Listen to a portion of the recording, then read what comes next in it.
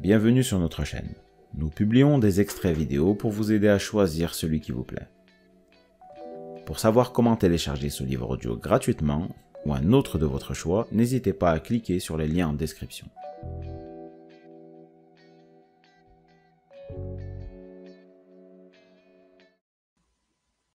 Un principe important de réussite dans quelque domaine que ce soit consiste à toujours être prêt à parcourir le kilomètre extra, c'est-à-dire à offrir un service supérieur à celui pour lequel on est payé, et le faire dans une attitude mentale positive. Vous aurez beau chercher un argument contre ce principe, vous ne le trouverez pas. Vous ne trouverez pas davantage d'exemples de réussite durable qui n'aient pas été assurés par son application. Ce principe n'est pas une création humaine. Il fait partie du plan de la nature, car il est évident que toute créature inférieure à l'homme est contrainte à l'appliquer pour survivre. Les hommes peuvent bien ne tenir aucun compte de ce principe s'ils le désirent, mais ils ne peuvent alors jouir des fruits d'une réussite certaine. Observez comment la nature applique ce principe à la production des fruits de la terre. L'agriculteur est obligé de donner de sa personne pour enlever les broussailles, labourer la terre et planter les semences à la bonne époque de l'année. Et il n'en reçoit aucun bénéfice à l'avance. Observez que, s'il accomplit son labeur en harmonie avec les lois de la nature et en fournit une part suffisante, la nature elle-même alors entre en jeu là où s'arrête son effort. Elle fait germer les semences et assure la récolte. Méditez sur ce fait riche de sens. Pour chaque grain de blé ou de maïs que l'agriculteur plante, la nature le lui rend au centuple et lui permet ainsi de bénéficier de la loi des bénéfices croissants. La nature donne d'elle-même en produisant suffisamment de tout pour ses besoins, sans compter le surplus pour les cas d'urgence et les pertes. Les fruits des arbres, leurs fleurs, les grenouilles dans les mares et les poissons dans la mer, par exemple.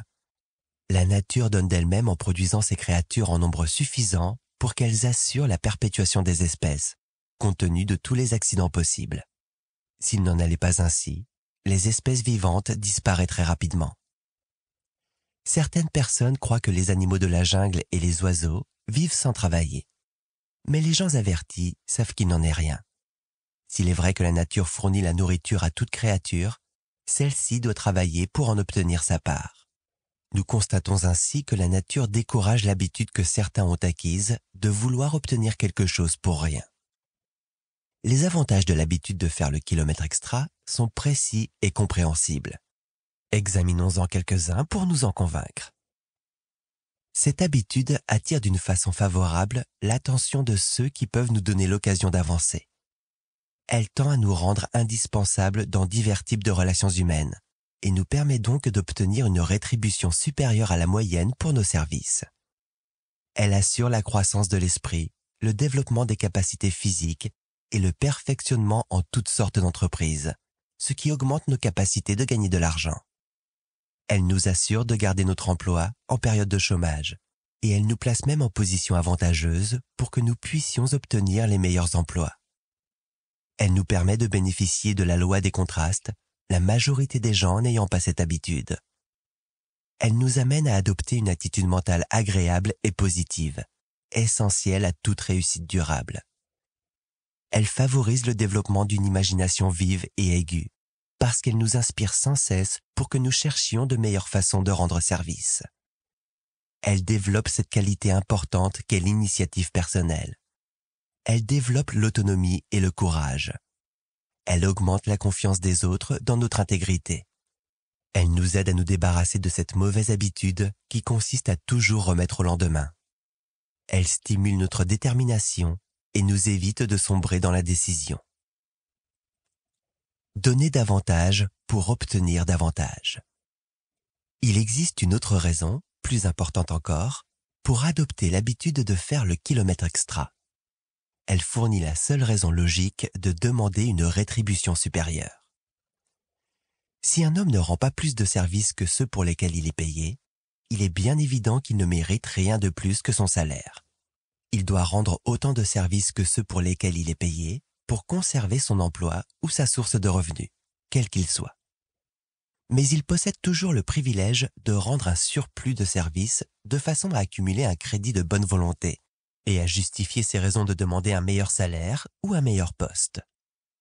tout salarié a une occasion d'avancement en appliquant ce principe.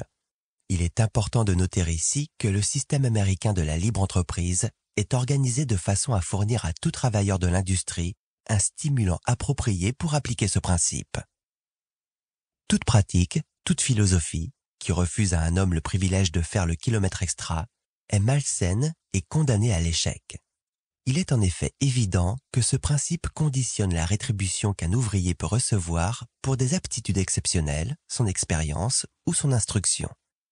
C'est ce principe même qui assure la liberté d'initiative, quelle que soit la profession. Tout individu, en Amérique, peut gagner sa vie sans avoir à faire le kilomètre extra. Beaucoup de gens ne font que cela, mais la sécurité matérielle et le luxe sont réservés, dans ce système américain, à ceux qui intègrent ce principe dans leur philosophie de la vie et l'appliquent jour après jour. La logique et le bon sens nous obligent à reconnaître la véracité de cette affirmation. Une étude même superficielle des plus grandes réussites nous amène à une conclusion similaire. Les responsables du système sont farouchement attachés au droit qu'a tout travailleur d'adopter et de mettre en pratique ce principe, qui veut que l'on fasse le kilomètre extra. Car ils savent par expérience que la façon dont sera dirigée l'industrie dans le futur dépend d'hommes disposés à suivre ce principe. Il est connu qu'Andrew Carnegie est, de tous les grands industriels américains, celui qui a le plus contribué à faire naître des gestionnaires efficaces, dont la plupart étaient issus de la classe ouvrière. Nombre d'entre eux accumulèrent des fortunes considérables, ce qu'ils n'auraient pas pu faire sans l'aide de Carnegie. Le premier test que Carnegie faisait passer à tout travailleur auquel il désirait donner une promotion avait pour objet de déterminer dans quelle mesure celui-ci était disposé à faire le kilomètre extra. C'est ainsi qu'il découvrit Charles Schwab. La première fois qu'il entendit parler de lui, ce dernier travaillait comme journalier dans l'une de ses aciéries. Un examen attentif révéla à Carnegie que Schwab rendait toujours des services supérieurs à ceux pour lesquels il était payé. Il les rendait, en outre, avec plaisir, ce qui lui assurait une grande popularité parmi ses compagnons. Il obtint de nombreuses promotions pour accéder après plusieurs années au poste de président de la United States Steel Corporation, avec un salaire annuel de 75 000 $. Les plans les plus ingénieux auxquels recourent les hommes pour obtenir quelque chose pour rien n'auraient jamais pu lui assurer, à lui, simple journalier, un revenu de 75 000 $ s'il n'avait sincèrement adopté ce principe. Faire le kilomètre extra. Il arriva même que, outre ce salaire déjà considérable, Carnegie lui paya des primes atteignant jusqu'à 1 million de $. Quand on demanda à Carnegie pourquoi il avait donné à Schwab une prime qui excédait à ce point son salaire, il répondit en des termes sur lesquels tout travailleur, quel que soit son emploi et son revenu, devrait bien méditer. Je lui ai donné son salaire pour le travail qu'il a fait, et la prime pour sa disposition à faire le kilomètre extra, ce qui constitue un exemple excellent pour ses compagnons. Relisez bien. Un salaire de 75 000 $ par an pour un homme qui commença comme journalier, et une prime s'élevant à plus de 10 fois cette somme pour sa disposition à en faire plus que ce pour quoi il était payé. Faire le kilomètre extra, c'est vraiment payant, car c'est créer une obligation à autrui. Personne n'est obligé de prendre cette habitude, et il est rare qu'on nous demande d'en faire davantage que ce pour quoi nous sommes payés. C'est donc de notre propre initiative que nous adoptons cette habitude. La Constitution américaine assure ce privilège à chacun, et le système récompense ceux qui adoptent cette habitude.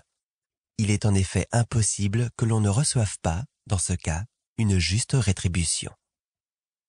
Cette rétribution prend bien des formes différentes. Augmentation de salaire, promotion, conditions et relations de travail agréables. Tout ceci apporte une sécurité matérielle que l'on atteint par ses propres mérites. On retire encore un autre avantage de la pratique de cette habitude. Faire le kilomètre extra nous maintient en bon terme avec notre conscience et stimule notre âme. Cette habitude, plus que toute autre, nous assure un bon caractère. Vous qui avez des enfants qui arrivent à l'âge adulte, pensez à tout le profit qu'ils peuvent en tirer. Enseignez-leur à rendre plus de services et de meilleurs qu'on en attend d'eux généralement. Vous leur formerez ainsi le caractère et préparerez leur avenir. La philosophie d'Andrew Carnegie est essentiellement une philosophie de l'économie. Mais elle est bien plus que cela. C'est aussi une éthique des relations humaines. Elle assure l'harmonie, la compréhension et la sympathie envers les humbles et les malheureux. Elle nous enseigne comment veiller au bien de notre prochain et nous en récompense. L'habitude de faire le kilomètre extra ne constitue que l'un des 17 principes de cette philosophie destinée à ceux qui recherchent les richesses. Considérons maintenant sa relation avec les 12 richesses. En premier lieu, cette habitude est étroitement liée au développement de la plus importante des 12 richesses, une attitude mentale positive. Lorsqu'un homme en est arrivé à maîtriser ses propres émotions et à rendre des services utiles aux autres, cet art précieux de l'expression personnelle, il est bien engagé sur la voie d'une attitude mentale positive. Cette attitude mentale positive modèle la pensée, et les autres richesses suivent aussi sûrement que la nuit suit le jour. Admettez cette vérité, et vous comprendrez pourquoi cette habitude assure des avantages bien supérieurs à la simple accumulation des richesses matérielles. Vous comprendrez aussi pourquoi elle occupe la première place dans la philosophie de la réussite personnelle. Si ce livre vous a plu, vous pouvez alors le télécharger gratuitement. Pour savoir comment faire, cliquez sur le lien en description de la vidéo. N'hésitez pas à commenter pour nous informer des extraits de livres audio que vous aimeriez écouter. Pensez à liker et à vous abonner pour ne rater aucune vidéo.